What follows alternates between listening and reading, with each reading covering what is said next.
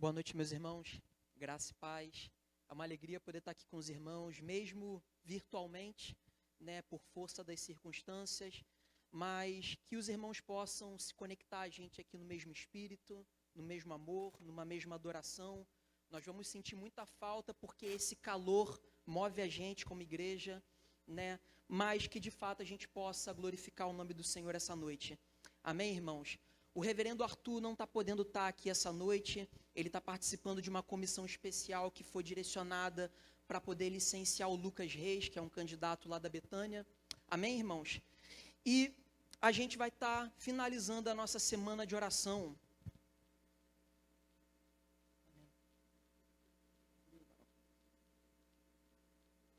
A gente vai estar finalizando a nossa semana de oração. A gente vivenciou uma semana abençoada, onde a gente pôde estar junto, orando, bendizendo o nome do Senhor como comunidade, como igreja. E hoje a gente vai estar finalizando. Hoje a gente vai falar sobre a oração do Pai Nosso. A gente vai estudar um pouquinho essa oração e entender por que esse modelo que Jesus nos ensina a orar, ele é tão importante para as nossas vidas. Amém, irmãos? Então, não há melhor maneira de a gente começar esse momento senão orando. Vamos orar, irmãos? Senhor Jesus, fala aos nossos corações, nos ensina, Pai, a orar, nos ensina a conversar com o Pai, nos ensina a cultivar uma intimidade, Pai, para que de fato a nossa vida possa ser transformada, Pai. Em nome de Jesus, Pai, como verdadeiros discípulos de Cristo, como verdadeiros discípulos e imitadores seus, Senhor. Em nome de Jesus, nos ensina a Tua palavra, fala aos nossos corações e transforma as nossas vidas poderosamente, Pai. É isso que nós te pedimos e já te agradecemos, em nome de Jesus. Amém. Irmãos, após Jesus ser batizado por João Batista, após ele ter passado 40 dias e 40 noites no deserto, sendo tentado, Jesus inicia o seu ministério terreno. E ele começa a pregar o evangelho, ele começa a pregar as boas novas do reino de Deus para todos os povos. Para dentro das sinagogas, ele começou a operar maravilhas, sinais, prodígios, e a fama dele começou a se estender por toda a Galileia, ao ponto de pessoas de toda a Síria, de toda a Galileia, começarem a levar pessoas doentes para ele curar, endemoniados, lunáticos, paralíticos, e uma série de pessoas com uma série de enfermidades eram levadas para Jesus, e Jesus os curava. E não demorou muito que uma multidão começasse a arrastar Jesus. E é dentro desse contexto onde Jesus está sendo arrastado por uma multidão que ele prega um dos sermões mais famosos de toda a história da humanidade, se não o maior, que é o Sermão do Monte. Jesus está no meio de uma multidão, ele sobe num monte e ele se dirige para os seus discípulos. E ele começa a pregar o Sermão do Monte. Um teólogo alemão chamado Fritz Heinecker, ele fala que o Sermão do Monte é a carta magna do reino de Deus. Por quê? Porque é no Sermão do Monte que nós aprendemos a caminhar na perspectiva do reino de Deus como discípulos. Então, num primeiro momento, no capítulo 5, a gente vê Jesus falando sobre a ética do reino, falando como nós devemos ser felizes na tua presença, e ele fala sobre as bem-aventuranças. A gente vê Jesus falando sobre como nós devemos disseminar os valores do reino de Deus na sociedade, falando que nós devemos ser sal e luz. Ele reinterpreta a lei dos profetas, falando sobre o pecado, falando sobre a necessidade que nós temos de amar os nossos inimigos. Mas no capítulo 6, Jesus ele começa a falar sobre a espiritualidade que nós devemos ter no reino de Deus. Ele fala sobre a verdadeira adoração, sobre a verdadeira devoção de coração sincera no capítulo 6. E ele bate de uma forma muito severa nos religiosos daquele tempo, falando que eles oravam em praça pública para poder serem vistos. Ele fala que eles jejuavam e se debilitavam para que as pessoas soubessem que eles estavam jejuando.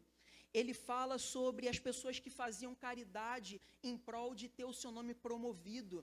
Então ele bate de uma forma forte nessa espiritualidade que busca promoção, que busca autorreconhecimento. E logo em seguida, Jesus nos ensina a orar. Jesus ele diz o seguinte para os seus discípulos: não é muito repetir que Jesus, que Deus ele vai ouvir a sua vontade, que Deus ele vai ouvir você. Não é pelo muito falar, não é pelo muito repetir, que você vai mover a vontade de Deus, que Deus vai te ouvir por causa disso. Mas quando vocês orarem, vocês orem da seguinte forma. E é aqui que a gente vai abrir o texto que a gente vai estudar hoje. Amém? Mateus capítulo 6, a partir do verso 9 até o 13. Mateus capítulo 6, a partir do verso 9 ao 13.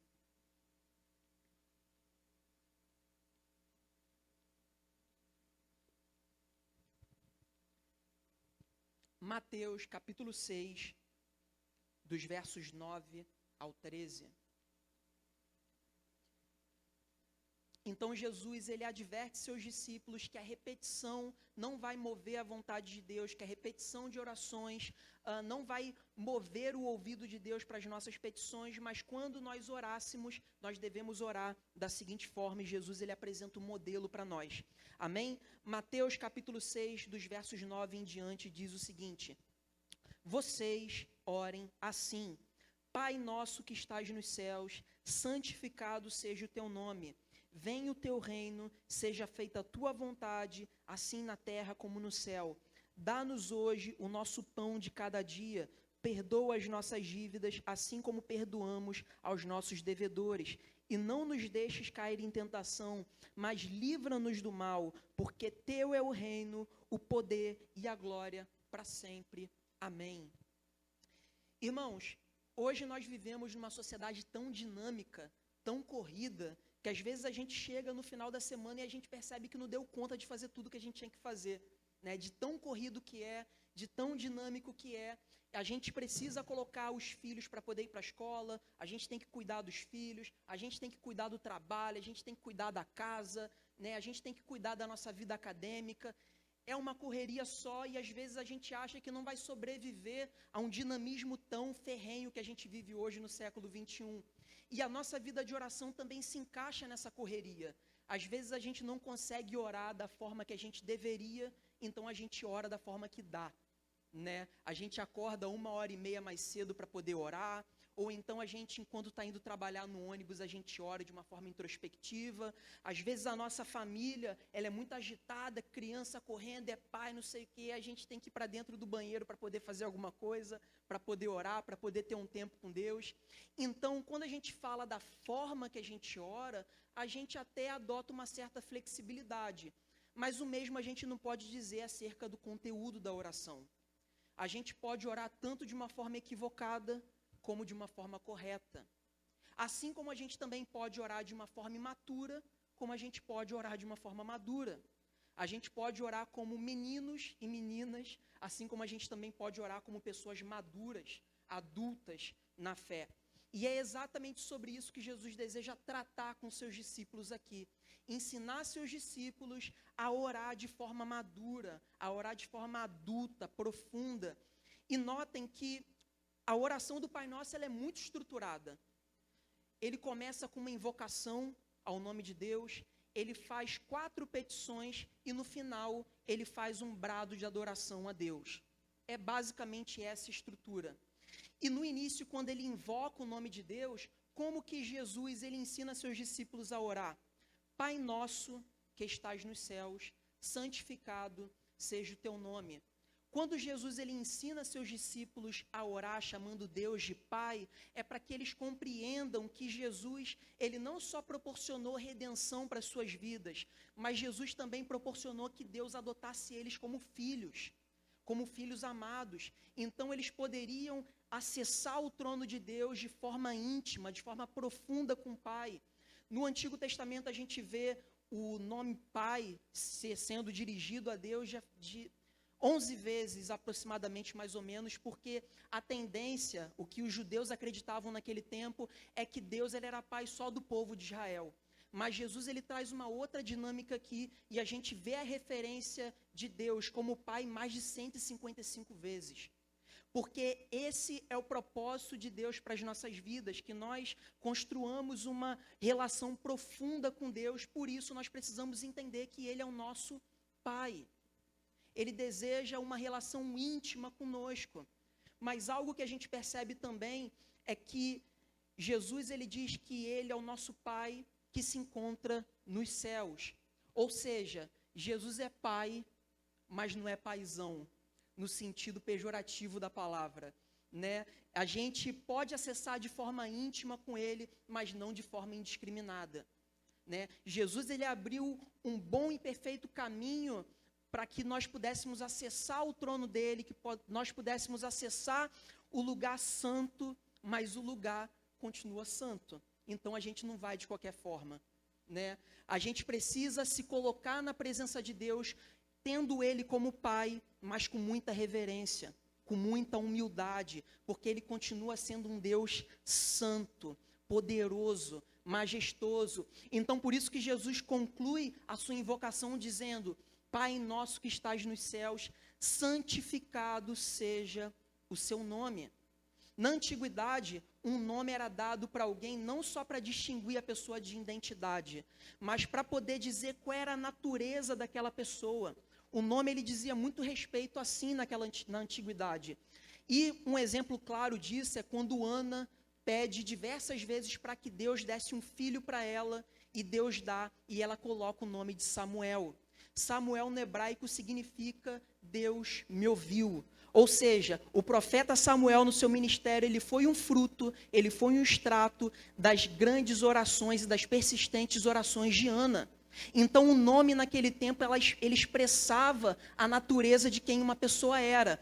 Por isso que Jesus aqui na oração do Pai Nosso, ele nos ensina: santificado seja o teu nome. Nós devemos santificar o nome de Jesus, porque essa é a natureza de Jesus.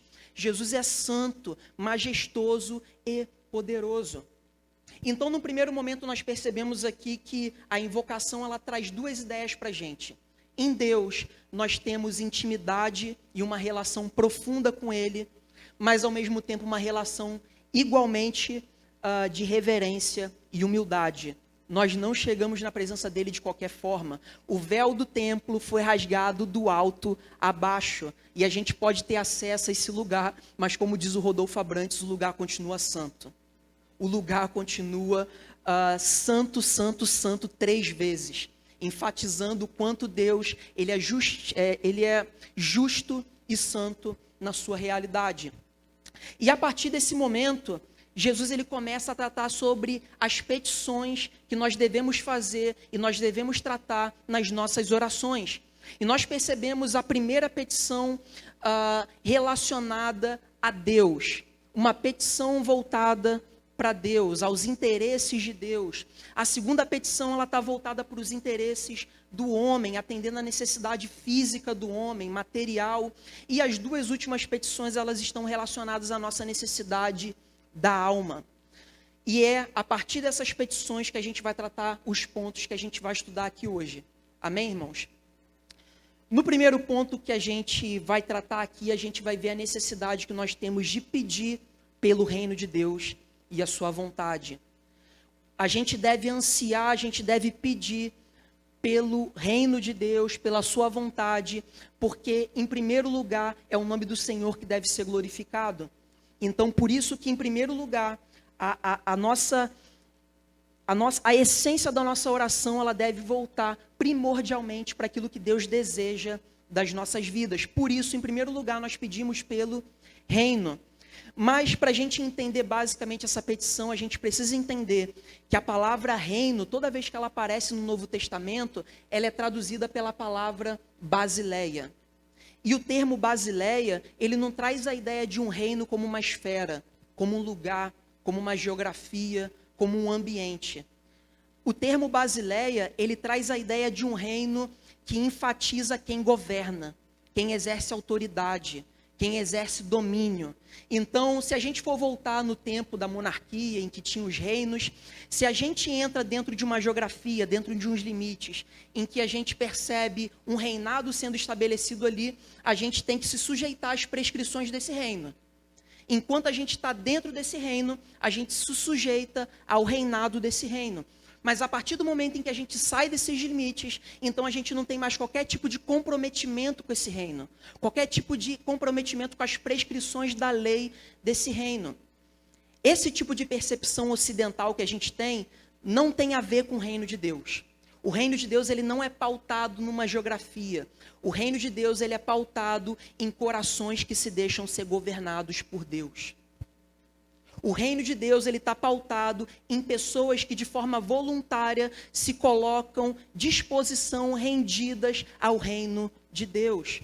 Logo, o fato de eu estar na igreja, o fato de eu estar na minha casa, o fato de eu estar trabalhando, o fato de eu estar no mercado não diz respeito ao fato de eu pertencer ao reino ou não. Se eu estou na igreja ou não, isso não diz respeito se eu pertenço a esse reino ou não, porque o reino de Deus, ele começa nos nossos corações, e não no ambiente que nós participamos, e não no ambiente que normalmente nós sacralizamos, santo, religioso, porque o reino de Deus, ele inicia no interior das nossas vidas. Amém, irmãos? E é importante nós entendermos essa realidade, porque se a gente entende que a geografia que dita o reino, se nós entendemos que é o ambiente que dita o quanto nós somos religiosos ou não, isso abre um parâmetro gigantesco para a gente trazer um ambiente propício para hipocrisia e a religiosidade. Se nós não entendemos que o reino de Deus, ele começa nos nossos corações, e nós começamos a sacralizar o ambiente que nós pertencemos, se nós começamos a sacralizar a nossa linguagem, se nós começamos a sacralizar tudo que nós participamos, então a nossa percepção de reino, ela está equivocada. Porque o reino de Deus, ele diz respeito a corações governados por ele. A corações que se rendem completamente a Ele.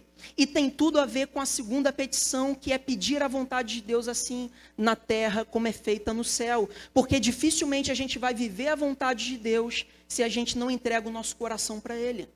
Se nós não deixamos nos governar por Ele, dificilmente a gente vai viver a sua vontade. Então, toda vez que nós oramos a Deus, nós devemos pedir o governo de Deus sobre as nossas vidas, porque somente assim a gente vai viver o propósito e a vontade dEle. São coisas que estão completamente atreladas. Então, o Tadeu, ele pode estar no trabalho, ele pode estar no mercado, ele pode estar na igreja, ele pode estar onde for, porque ele vai levar o reino de Deus, porque o reino de Deus começa no coração do Tadeu. Não é a igreja, não é o ambiente religioso que ele frequenta que vai ditar quem ele é, mas sim o seu próprio coração. Jesus, ele nos ensina a entender o reino de Deus dessa forma, porque somente assim nós vamos romper com os limites religiosos e as fronteiras que nos prendem para poder pregar o evangelho aonde quer que a gente vá. Mas a gente precisa entregar os nossos corações, a gente precisa ansiar pelo reino nas nossas vidas e no nosso coração, para que de fato a sua vontade, ela seja feita. Amém, irmãos? O segundo ponto que a gente vai tratar aqui é sobre uma petição atrelada à nossa necessidade física e material. Jesus, ele nos ensina a orar da seguinte forma: dá-nos hoje o nosso pão de cada dia. A gente precisa viver o reino de Deus com vigor, com disposição, e para isso Deus, ele precisa atender a nossa necessidade física.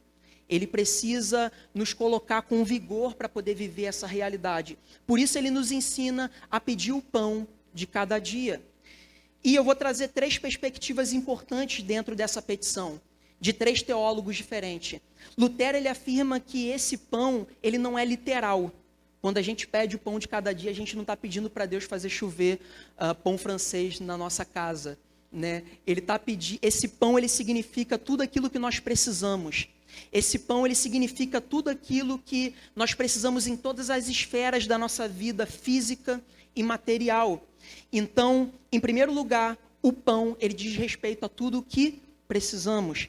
Em segundo lugar, William Hendricks afirma que quando Jesus, ele usa a figura do pão, ele está falando que nós, quando pedimos o pão, nós estamos pedindo aquilo que é essencialmente importante para a nossa sobrevivência. Porque o pão, ele é simples, mas sacia a nossa fome. Então, quando Jesus, ele ensina a pedir o pão, ele está criando uma pedagogia do nosso coração de que a nossa petição, ela não seja extravagante, de que a nossa petição ela não seja pautada em consumismo, em coisas que nós não precisamos, mas o pão, ele sacia exatamente aquilo que precisamos na nossa vida. Ele é simples, mas ele é essencial. O teólogo alemão chamado Heinecker, ele fala que quando Jesus nos ensina a pedir o pão diário, ele está querendo exercitar nos nossos corações a confiança. A gente não precisa se alimentar hoje do pão que Deus vai dar amanhã. A gente precisa se alimentar do pão que Deus vai dar hoje. Então, dentro dessa dinâmica, quando o salmista ele fala que Deus é lâmpada para os seus pés, ele está querendo dizer que ele não precisa de luz para o caminho inteiro. Ele precisa de luz para os passos que ele vai dar. Da mesma forma, Deus está trabalhando isso nas nossas vidas. Quando nós pedimos o pão diário, nós exercitamos a confiança em Deus. Porque a gente precisa somente do pão diário. O pão que Deus ele vai dar amanhã, a gente entrega a Deus. A gente descansa na presença dele. Só que é muito difícil descansar no Senhor e caminhar sem ter um horizonte daquilo que vai ser o nosso amanhã. Porque a gente quer ter o controle sobre as coisas.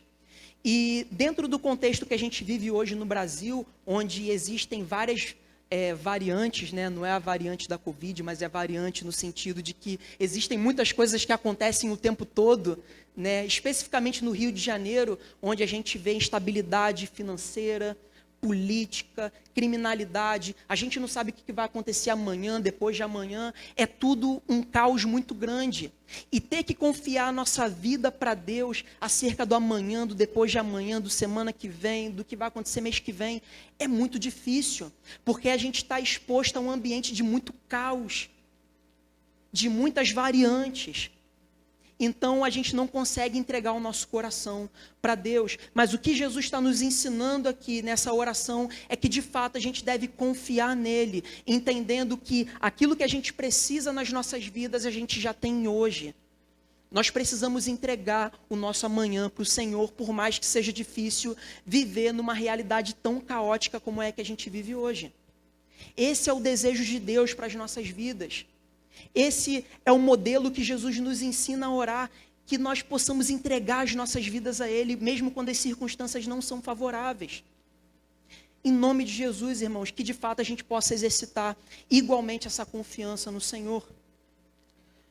O terceiro ponto que a gente vai tratar diz respeito à terceira petição, que Jesus ele começa pedindo a Deus necessidades que estão atreladas a nossa vida física, material, agora ele volta as nossas petições para a vida, para a realidade da alma, para a nossa espiritualidade. E ele nos ensina a orar da seguinte forma: perdoa as nossas dívidas, assim como perdoamos os nossos devedores. Jesus ele nos ensina a pedir perdão a Deus. Jesus ele nos ensina a colocar as nossas dívidas diante da presença de Deus. Mas antes, nós precisamos perdoar os nossos irmãos. Antes, a gente precisa resolver os nossos problemas com as pessoas que vivem o ambiente na nossa realidade. Em outras palavras, o que Jesus está ensinando para a gente é o seguinte: se você não resolver o problema que você tem com a pessoa que você deve perdoar, nem ora, nem pede perdão a Deus. Porque Deus não vai agir de misericórdia. E por que Deus ele age dessa forma? A gente deve se perguntar o seguinte: poxa, mas não foi Deus que deu o primeiro passo em direção à nossa redenção? Não foi Deus que deu o primeiro passo nos perdoando, nos amando, quando nós não merecíamos rigorosamente nada? Sim, mas esse perdão ele está voltado para a redenção das nossas vidas. Agora a exigência é outra. Nós somos discípulos de Jesus. Nós somos imitadores de Jesus. E da mesma forma que Jesus ele deu o primeiro passo em direção a nós, nos perdoando, nós também devemos dar o primeiro passo em direção ao outro, perdoando. Porque a exigência agora é de discípulos. Nós somos discípulos, nós somos imitadores de Cristo. Então nós devemos resolver os nossos problemas, nós devemos perdoar o outro, senão Deus não nos perdoará. Mas por que é difícil perdoar o outro? Por que é difícil perdoar o nosso irmão? Por que é difícil perdoar as pessoas da nossa família, as pessoas do nosso trabalho? Eu vou dar um exemplo aqui prático para poder tratar sobre esse assunto. Vamos supor que eu saia com um carro na rua Deus me ouça aqui, amém? Vamos supor que eu saia com um carro aqui na rua e uma pessoa bate na porta do meu carro e amassa a porta do meu carro. O homem, ele sai do carro desesperado porque amassou a porta do carro e ele pede 1000 perdões para mim. Me desculpa, me perdoa, não era minha intenção amassar a porta do seu carro. E eu saio e falo assim, cara, você está perdoado, mas primeiro você vai ter que pagar a porta do meu carro. Aí você está desculpado. Aí o rapaz, ele fala assim, cara, mas eu não tenho dinheiro. Eu não tenho como arcar com essa consequência, pelo menos agora. Me perdoa. Não, então não tem nem perdão, tem nem conversa, você vai ter que dar o seu jeito. Vou dar um outro exemplo aqui. Se alguém faz um mal para a gente dentro da nossa casa, dentro do nosso trabalho, no nosso ciclo de amizade, e a gente só perdoa esse ente querido, esse amigo de trabalho, esse amigo que a gente tem no nosso ciclo social, se ele se retratar acerca do mal que ele faz para a gente, então a gente não está perdoando ele, né? E é por isso que a gente tem dificuldade de perdoar, porque muitas vezes ter que perdoar é não ser ressarcido. Muitas vezes ter que perdoar é contar com a possibilidade de que as pessoas não vão se retratar daquilo que elas fizeram com a gente. Muitas vezes ter que perdoar é ficar no prejuízo, irmãos. É por isso que é difícil perdoar. Mas se a gente só perdoa condicionado ao fato de que alguém vai ressarcir o nosso dano, o nosso prejuízo, e vai se retratar acerca do mal que elas fizeram com a gente, então a gente não perdoa de verdade. Jesus, ele nos ensina a perdoar 70 vezes 7. Não é isso que Jesus nos ensina? Mas é difícil perdoar, porque na maioria das vezes a gente não vai ser ressarcido do perdão que a gente vai dar, que a gente vai direcionar. E é por isso que Jesus é muito feliz na oração, porque ele diz, assim como nós perdoamos os nossos devedores. Uma pessoa que deve alguma coisa para a gente, ela precisa ressarcir a gente de alguma forma.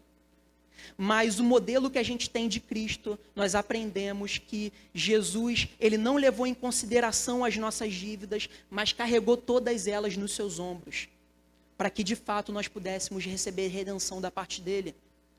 Então, que de fato a gente possa entender essa realidade e possa perdoar o nosso irmão, para que de fato as nossas orações que nós dirigimos a Deus, quando nós pedirmos perdão acerca da nossa dívida, ela seja perdoada e considerada por Deus. Amém, irmãos? O quarto ponto que a gente vai tratar ainda continua falando acerca da petição da alma, que é o seguinte, e não nos deixes cair em tentação, mas livra-nos do mal. Nós devemos pedir a Deus para não cair em tentação, mas livrar-nos do mal. Existe um paralelismo muito importante aqui nesse versículo. Na primeira sentença a gente vê Jesus nos orientando a pedir a Deus para que a gente não caia em tentação, para que a gente não permita que a tentação ela chegue no nosso coração e tome forma de pecado na nossa vida, mas antes nos livre do mal.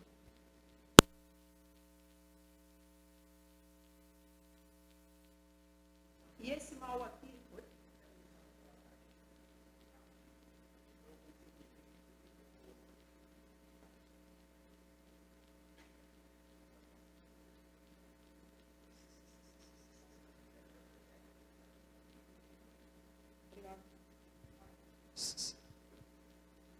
Quem sabe faz ao vivo.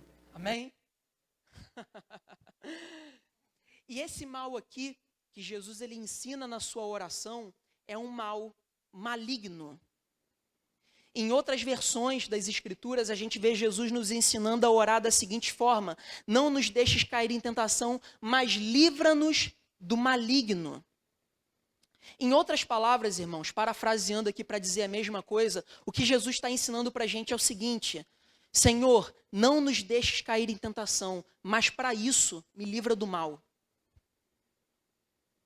Me livra das garras do inferno. É claro, irmãos, que a tentação ela pode surgir no nosso coração, nas concupiscências do nosso coração, nos desejos do nosso coração. A tentação ela pode surgir em variantes externas, mas principalmente a tentação surge por intermédio do tentador. Então, o que Jesus está dizendo é que quando nós falamos de pecado e do mal no sentido maligno, todas essas coisas elas caminham de mãos dadas. Se um ímpio ele pecar de forma deliberada, ele está fazendo prosperar o reino de Satanás. A gente não consegue separar aquilo que é uma mentira do pai da mentira. A gente não consegue separar o pecado daquilo que é o fundamento do reino de Satanás, que é o próprio pecado, que é a própria mentira. Nós reformados, nós colocamos muita culpa no homem, né? Nós cremos na depravação total, nós cremos que o homem ele só pode chegar a Deus por intermédio da graça divina dele, porque por nós mesmos nós não conseguimos, mas de igual forma, Satanás é o pai da mentira. E o pecado é o fundamento do reino dele. Amém, irmãos? Então, por isso, Satanás é o maior interessado em colocar barreiras no propósito de Deus. Satanás é o maior interessado em fazer você cair em tentação, porque ele é o tentador. Nós vimos aqui anteriormente que a gente vive num dinamismo muito grande na sociedade, numa correria muito grande, né? A gente vive a 100 km por hora e às vezes a gente nem consegue dar conta de tudo aquilo que a gente vive ao longo da semana. E a gente também viu aqui que a nossa vida é muito caótica. Nem sempre aquilo que a gente vive é justo. A gente é açoitado pela criminalidade, a gente é açoitado pela instabilidade financeira e por aí vai. E muitas vezes nesse corre-corre, nessa dinâmica, nessa doideira que é o dia a dia, às vezes a gente se sente injustiçado. A gente vê que a gente trabalha e não é valorizado. A gente trabalha e vê que o pão que a gente está recebendo não é o suficiente. E a gente começa a olhar para o irmão e ver que ele está com pão demais. E na mesma medida que a gente vê que o irmão está com pão demais, a gente acha que ele deveria estar com pão de menos. E as pessoas elas começam a pisar no nosso calo e não pedem desculpa. E a gente pensa, poxa, eu sou crente, mas não sou capacho.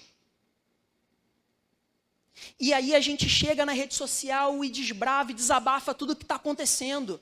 E quando menos a gente espera, a gente está na garra de Satanás. A gente se tornou uma pessoa maligna. Tudo isso porque nós não vigiamos, tudo isso porque nós criamos um ambiente propício para Satanás tocar na nossa vida. Irmãos, Satanás ele toca na nossa vida. A gente acabou de falar anteriormente aqui que Jesus ele foi tentado por quem? Pelo diabo. O espinho na carne de Paulo, irmãos, era um mensageiro de Satanás que esbofeteava ele. Jó ele foi tocado pelo inferno. Então nós precisamos estar vigilantes. Nós não podemos criar ambiente propício para que Satanás ele toque nas nossas vidas e faça a gente cair em tentação. Para que a gente venha fazer forma, tornar forma o pecado na nossa vida. Esse é o desejo que Jesus ele nos orienta a orar. Que a gente peça a Deus para que Ele nos livra da tentação e do mal. Não nos deixe cair em tentação e nos livre do mal. Amém, irmãos? E Jesus ele termina a oração do Pai Nosso com um brado de adoração, com um brado de louvor. Mas para que a gente entenda esse brado de adoração, esse brado de louvor que Jesus ele profere no final, porque teu é o reino, o poder e a glória para sempre. Amém? A gente precisa prestar atenção numa palavra aqui importante. O porquê o teu é o reino. Porquê tua é a glória. Porque teu é o poder. Esse porquê aqui, ele amarra tudo aquilo que ele disse anteriormente na oração do Pai Nosso. Basicamente, o que Jesus está ensinando com essa última adoração é que se nós invocamos o nome de Deus, santificando o seu nome, é porque dele é o reino, porque dele é a glória, porque dele é o poder. Se nós pedimos o reino dele, a sua vontade, é porque dele é o reino. porque dele é a glória. Se nós pedimos para que Deus, ele dê o pão de cada dia, é porque dele é o poder, porque dele é a glória, irmãos. Se nós pedimos para que Deus, ele perdoe os nossos pecados, é porque dele é o reino, dele é a glória. Se nós pedimos para que Deus, ele nos livre da tentação e do mal, é porque dele é o reino, dele é a glória. Se nós podemos orar com profunda intimidade com Deus, é porque ele proporcionou isso e porque dele é o reino, dele é a glória. Amém, irmãos? Jesus, ele abriu um caminho bom e perfeito para nós, porque dele é o reino. Jesus, ele preparou o plano de redenção para as nossas vidas antes da fundação do mundo, se antecipando ao nosso pecado, mostrando que ele é um Deus missionário, e ele mesmo entrou na história humana para consumar um plano que ele mesmo iniciou, porque dele é o reino, porque dele é a glória. Que nós possamos celebrar a intimidade que a gente tem com Deus, porque dele é o reino. Amém, irmãos? Vamos orar?